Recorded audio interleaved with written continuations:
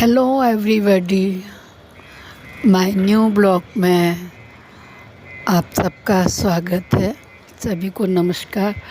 आज मैं आपको आईआईटी बीएचयू में सेलेक्टेड अपने नाती का इंट्रोड्यूस दिखा रही हूँ, जिससे कि आपके बच्चे और अपने बच्चों को भी उसी तरह का आप गाइड करके आगे बढ़ाएं।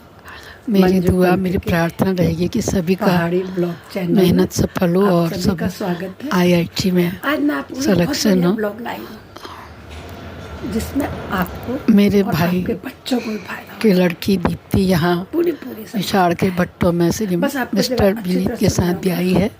उनका लड़का अक्षत का इस बार इंटर के साथ ही जो आईआईटी बीएचयू में सिलेक्शन हो गया है।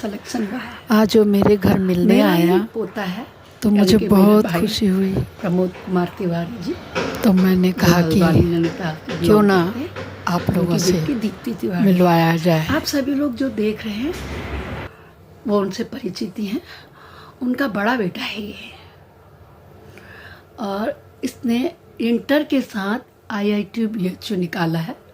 इसी साल इसका सिलेक्शन हुआ है। मुझे बहुत खुशी होती है इतने छोटे बच्चे का होना। तो मैं सोचती हूँ कि हम सभी लोगों का बच्चों को सुनाना चाहिए उनका। मैंने इंटरव्यू टाइप में लिया है, कुछ बातें इम्पोर्टेंट जो वो बताएंगे आप नोटिस कीजिएगा। बार बार जब आपका बच्चा 8th 9th में चले जाए तो इस वीडियो को दिखा के इससे प्रेरित करिएगा। जब वो प्रेरित होगा तो ज़रूर आपके बच्चों का भी आईआईटी में सिलेक्शन होगा। वो बहुत होशियार बच्चा नहीं, मीडियम बुद्धि का है, दिल्ली से पढ़ा हुआ, मगर थोड़ा सा परिवार की, उसके मम्मी पापा की मेहनत, दादी दादू का प्यार, उनका मोटिवेशन और हम सभी लोगों के आशीर्वाद से वो आज इस स्टेज में पहुंचा है। तो आइए मैं मिलवाती हूँ अपने पोते दीप्ति और विनीत के बेटे अक्षत भट्ट जी।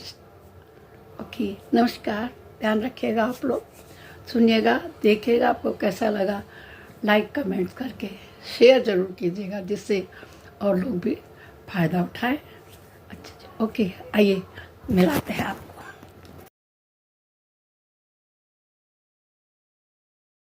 आपको मेहनत करनी पड़ती है, क्या क्या आपको डिफिकल्टीज फेस होती है। तो सबसे पहली बात, मैं 9th क्लास तक मैं बिल्कुल एक जगह बैठ के पढ़ाई नहीं कर पाता था। मैं जैसे कि 1 घंटा पढ़ा, फिर उछल गया, फिर कुछ खेलने चला गया, कुछ करने लग गया।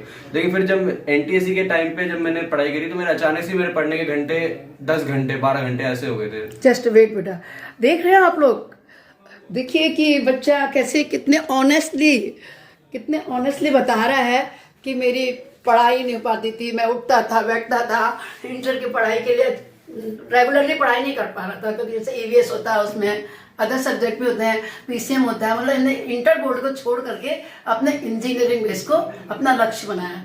और बहुत मेहनती बच्चा है, इतना सुंदर, जितना सुंदर दिखता है। इसके माँ बाप में का इसमें बहुत सहयोग है, इसकी सिस्टर, छोटी सिस्टर और ग्रैंड पा का बहुत बड़ा रोल है। और मैं तो इसकी बुआ नानी हूँ, और मगर फिर भी मेरा इसका बहुत ज़्यादा अटैचमेंट है। आई लव यू अक्षर। हम आपको कुछ बता दें, पूछते हैं आपसे, आप हमारे बच्चों को बताइए, गाइड कीजिए, जिससे कि बच्चे कर सकें।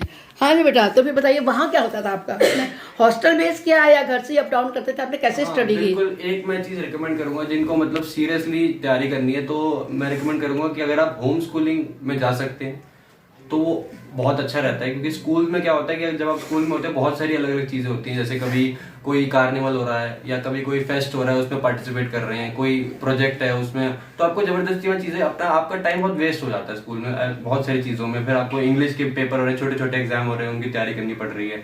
तो अगर आप होम स्कूलिंग में होते हैं तो होम स्कूलिंग में आपको ऐसा कर सकते हैं, आप मतलब अपनी जो पढ़ाई है वो अपने तरीके से कस्टमाइज कर सकते हैं।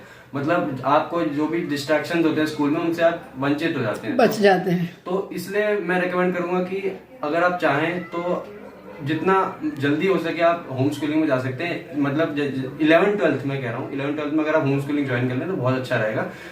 तो फिर ऐसे मैं उसके बाद बाकी आप किसी जैसे ऑनलाइन कोचिंग भी आप ले सकते हैं, वरना आप ऑफलाइन कोचिंग भी जैसा आपको लगे, बहुत सारे आजकल प्लेयर्स हैं तो आप उसमें से कोई से भी चूज कर सकते हैं। ऑफलाइन ऑनलाइन का कॉम्बिनेशन भी आप देख सकते हैं। ओके बेटा, हम ये जानना चाहते हैं कि आपने जितनी मेहनत की, तो जिस हिसाब से आपको IIT BHU मिला, तो आप उससे सेटिस्फाइड हैं या नहीं? आपने जितना हार्ड वर्क किया उतना आपकी रैंक आई या नहीं?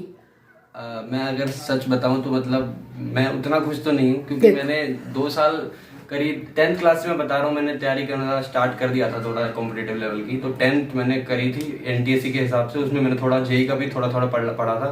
बाकी फिर 11th 12th मैंने पूरा डेडिकेटेड JEE के लिए पढ़ा था। मैं होम स्कूलिंग में था और मैंने 2 साल कंप्लीट JEE को मतलब डेडिकेट किए थे, और बहुत सारे मॉक पेपर, बहुत सारा बुक्स मैंने लगाई थी। तो वही था कि इसलिए मेरे को एक्सपेक्टेड था कि मेरी अंडर 1000 आ जाएगी रैंक, लेकिन मेरी करीब 2200 आई थी।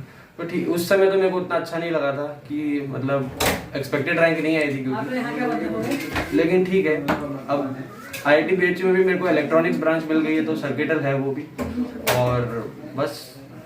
यानी आप सेटिस्फाइड हो गए कि इतनी रैंक आने के बावजूद भी आपको BHU IIT मिल गया। होप नहीं थी तो आप हो रहे थे कुछ, है देखिए, सोच रहे थे आप, है ना? आपका फैमिली मेंबर्स का कितना क्या कोऑपरेशन मिला आपको, उसके विषय में कुछ कहना चाहेंगे? फैमिली मेंबर्स का तो खैर पूरा ही मतलब बहुत उनका सपोर्ट था, बहुत कोऑपरेट किया, क्योंकि मेरे को रोज सुबह कोचिंग छोड़ने मेरे पापा मेरे को जाते थे सुबह, मतलब कभी कभी 2 टाइम भी लाना जाना हो जाता था, तो वो हर दिन मेरे को छोड़ने जाते थे। बाकी मम्मी मेरे को कभी कभी मतलब हेल्प कर देती थी, अगर कहीं कुछ समझ नहीं आ रहा है तो बता दी, कोई कोर्सेज खरीद लेंगे ऑनलाइन, कौन से कोर्सेज खरीदने चाहिए।